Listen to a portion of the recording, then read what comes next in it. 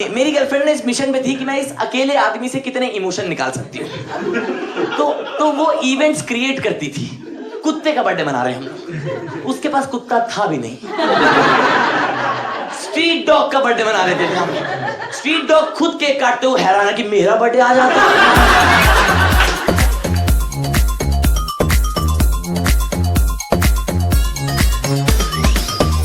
आप में से कोई ऐसे रिलेशनशिप में है? भाई बढ़िया चीज है, होना चाहिए। मैं तो भाई मेरे को बहुत पसंद है रिलेशनशिप ना। हाँ, मैं तो प्यार का फैन हूँ मैम। मेरे को ऐसे ना बड़ा मेरे को मजा आता है प्यार में। ऐसे मेरा बड़ा दिल सा लगता है प्यार में ऐसा। भाई मैं रिलेशनशिप में रह के एक चीज सीखा भाई, ठीक है, कि किसी भी रिलेशनशिप के स्टार्ट में ना आपका पार्टनर आपकी माँ की तरह बिहेव करता। देखा हमने ओवर केयरिंग। ये सब कॉन्वर्सेशन सुनी होगी आपने कि मेरा बेबी जंक फूड नहीं खाएगा।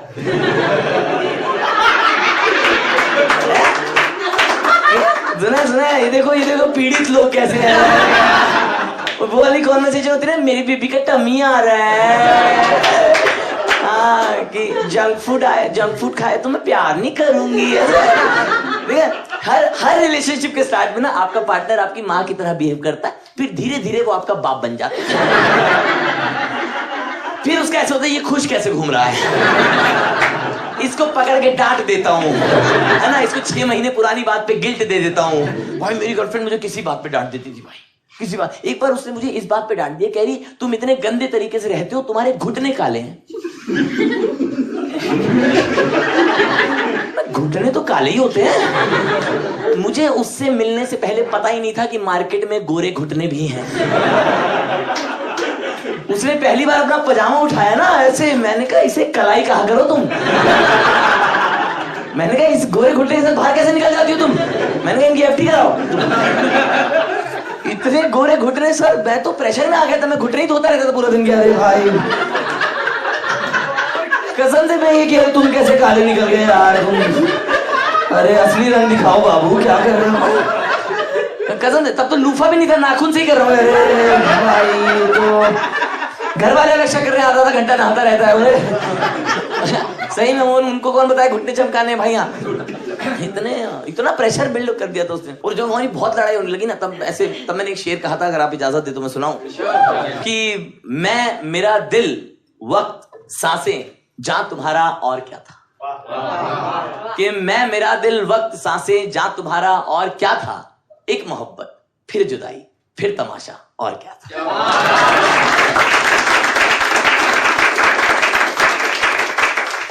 मैंने एक चीज फील की, पता है, जब तक आपको प्यार नहीं मिलता ना, तब तक आपको ऐसे लगता है कि प्यार कितना सुंदर होता है, लव इज मैजिक। फिर जब आपको प्यार का फर्स्ट हैंड एक्सपीरियंस मिलता है ना, तब आपको होता है कौन फैला रहा था झूठ, इधर आओ। है तू बोल रहा था, मेरी वाली से मिल के देखे एक बार ना, तेरा खून चूस लेना पूरा, 10 किलोमीटर आसपास भी ना देखे प्यार के। मैं रिलेशनशिप में रहने के बाद एक चीज समझा कि कोई भी रिश्ता 100% सुंदर नहीं होता। 80-20 रूल है, जिसमें 80% है कलेश, झगड़े, लड़ाइयाँ, गाली गलोच, अपमान, एक दूसरे को बेइज्जत करना, एक दूसरे की एंजाइटी ट्रिगर कर देना, है ना, दूसरे के माँ बाप की परवरिश पर सवाल उठाना। एंजॉय करते हैं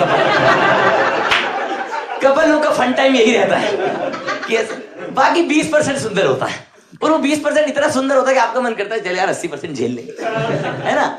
जैसे मैं और मेरी गर्लफ्रेंड मिलते थे ना, तो अगर हम 1 घंटा मिलते थे तो उसमें 12 मिनट हम प्यार करते थे। ऑन गुड डेज, नहीं तो 6-7 मिनट ही मैक्सिमम कर पाते। बाकी के टाइम हम लोग यूनाइटेड नेशंस की तरह बात करते थे कि how can we sort the next issue, जिसमें उसका पोजीशन था अमेरिका वाला, मेरा पाकिस्तान वाला।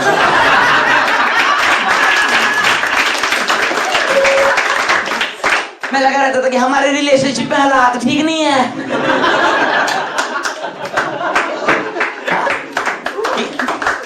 हमारी हुकूमत हमारी सुनती नहीं है,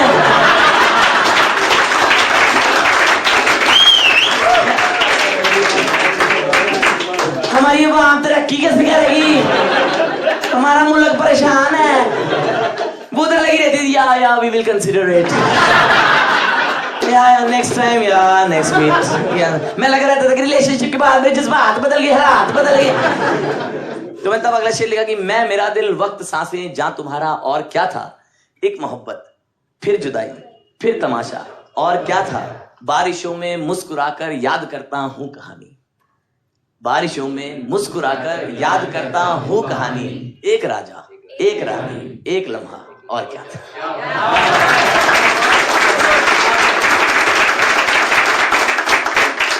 और जन्मदिन है 2 मगर 200 झमेले साल भर में, और ये 2 भी मैं उसका और उसके कुत्ते का बता रहा हूं।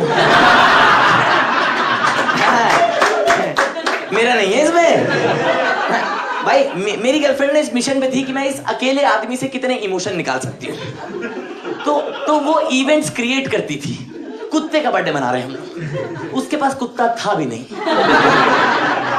स्ट्रीट डॉग का बर्थडे मना रहे थे हम, स्ट्रीट डॉग खुद केक काटते हुए हैरान है कि मेरा बर्थडे आ जाता।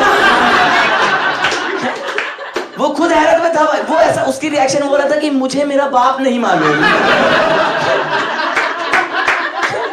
तुम्हें मेरा बर्थडे कैसे मालूम है। वो हैरत में रहता था भाई। मेरी गर्लफ्रेंड को ना एक क्यूरियोसिटी थी कि इसकी ना सारी फीलिंग जान लेती हूँ, सारी फीलिंग जान लूंगी इसकी मैं। तो मुझसे रोज नया सवाल लेके आती थी, तुम्हें सनलाइट को देख के कैसा फील होता है? और मेरे दिमाग में था सनलाइट को देख के फील करना है? हम सालों से विटामिन डी लिए जा रहे हैं, हमें पता ही नहीं फीलिंग लेनी है। मैं फीलिंग लेस घूम रहा हूं भाई। मैं तो प्रेशर में बालकनी में खड़ा रहता था, ला दे भाई फीलिंग, भाई फीलिंग आई नहीं, टैनिंग आ गई भाई। फिर इतने में नया सवाल ले आती थी, तुम्हें प्लांट्स को देख के कैसा फील होता है? मैंने कहा प्लांट्स को देख के भी फील करना है? कितना बड़ा सिलेबस है ये। मैं बैठा रहता था प्रेशर में बालकनी में, पौधों से बातें कर रहा हूँ। और तुलसी कैसी हो तुम? ऐसे पत्ते लेके रखा रहा हूँ चेहरे पे, कह रहे अरे थोड़ी फीलिंग दो भाई। अरे क्या खाद यहाँ क्यों डालो, छाती में डालो मेरी भाई। थोड़ी कैसा मुर्दा आदमी हूँ, मेरे में फीलिंग ही नहीं है। ये सब फील होता था मेरे को भाई। रोज नया सवाल लेगी कि तुम्हें मुझे देख के कैसा फील होता है। मैंने एक दिन बता दिया, मैंने कहा तुम्हें देख के मुझे ऐसा फील होता है कि तकिए की रुई निकाल के अगर तुम्हारे मुंह में ठूस दूं, ताकि तुम ये सब बेतुके सवाल ना कर सको। लेकिन बोल नहीं सकते ना ये सब आप, ये सब मन में बोल के खुश हो जाता था मैं। मजा आ गया, मजा आ गया। खुद ही को अप्रिशिएट करता रहता था भाई। तो मैंने ऐसे बोला, तुम्हारे साथ मुझे ऐसा फील होता है जैसे मेरी लाइफ की सनलाइट तुम ही हो, और तुम्हारे होने से ही तो मेरी हैप्पीनेस की प्लांट्स ब्लॉसम करते हैं। मस्त झूठ बोलता था भाई एकदम। उसको भी पता था झूठ बोला, लेकिन उसको मजा आता था सुनने में। उसको पता था कि आदमी इतना अच्छा तो है नहीं, ठीक है, लेकिन तो बोलता रहा अच्छा लग रहा है मेरे को। तो मैंने तब अगला शेर लिखा था कि मैं मेरा दिल वक्त सांसें जहां तुम्हारा और क्या था, एक मोहब्बत फिर जुदाई फिर तमाशा और क्या था, और जन्मदिन है 2 मगर 200 झमेले साल भर में, याद करना भूल जाना फिर मनाना और क्या था।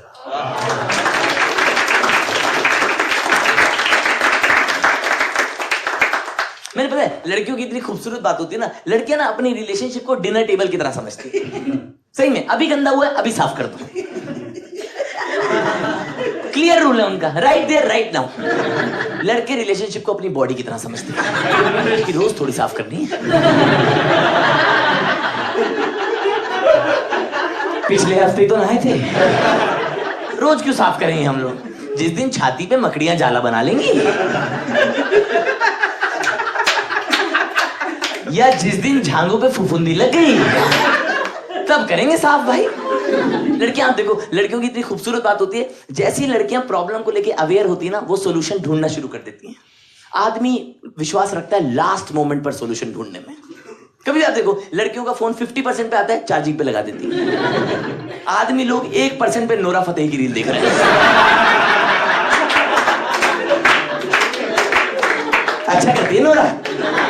उसके बाद फोन ऑफ हो जाएगा ना, ये भी नहीं कि प्रायोरिटी सेट रहती है, ये भी नहीं कि पहले चार्जिंग पे लगा लूं, पहले दूसरे का फोन देख के रील पूरी देखेंगे कि नोरा अच्छा तो करती है, दूसरा भी दे देगा चाहे उसका 3% पे है, वो भी तो आदमी है ना।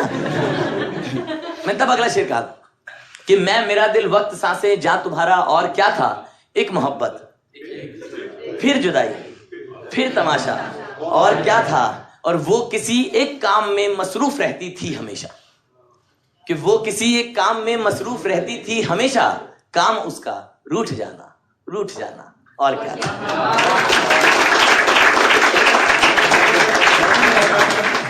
मेरी गर्लफ्रेंड मेरे को पता क्या कहती थी कि Rajat, when you hold my hand it feels like the universe is protecting me. कुत्ते के भौंकने पर उछल जाने वाला आदमी मैं यूनिवर्स का सोल्जर हूं। मुझे ही नहीं पता ये बात भाई। मैं इतने प्रेशर में रहता था कि पूरी कायनात मुझे बचानी है। और फिर मैंने जब उसे प्रपोज किया ना तो कहती I never give you the hint directly. मैंने कहा ये सब क्या था? Universe soldier protecting. मैंने तब अगला शेर कहा था कि मैं मेरा दिल वक्त सांसें जा तुम्हारा, और क्या था? एक मोहब्बत फिर जुदाई फिर तमाशा, और क्या था? और हीर के जैसी मोहब्बत तुम मुझे करने लगे हो। हीर के जैसी मोहब्बत तुम मुझे करने लगे हो। मैं यही समझा भला फिर वो इशारा, और क्या था?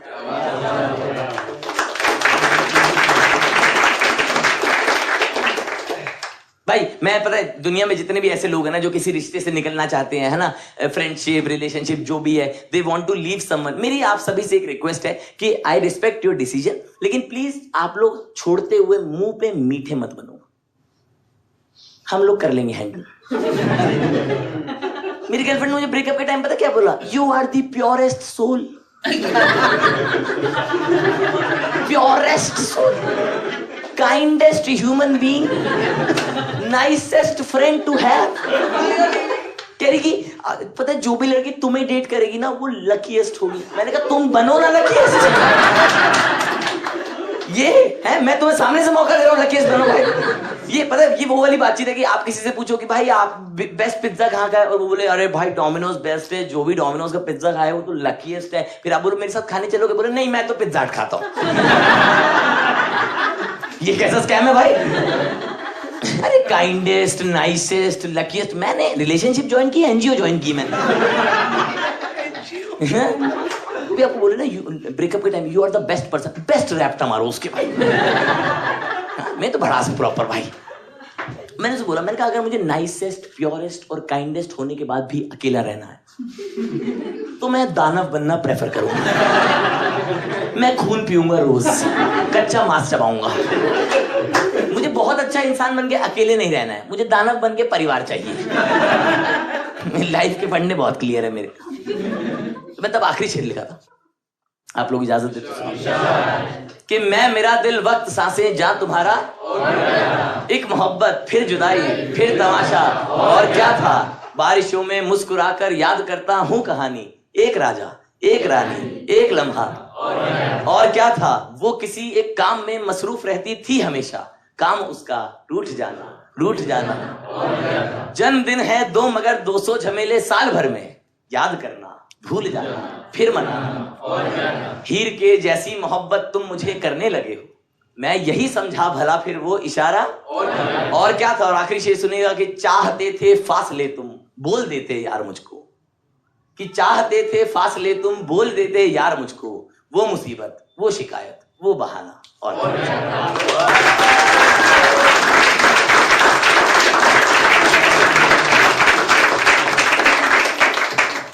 ब्रेकअप के बाद ना कुछ टाइम बाद आपको कुछ रियलाइज होता है। उसका आया मैसेज? जितनी बार बता तो मजा आता भाई।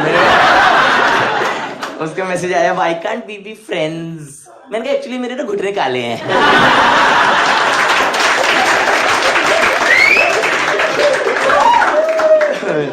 कह रही क्या अब मैं तुम्हें पसंद नहीं हूं? मैंने कहा नहीं, actually you are the purest kindest human being, nicest friend to have. जो भी तुम्हें डेट करेगा वो लकीएस्ट होगा, मैं नहीं करूं।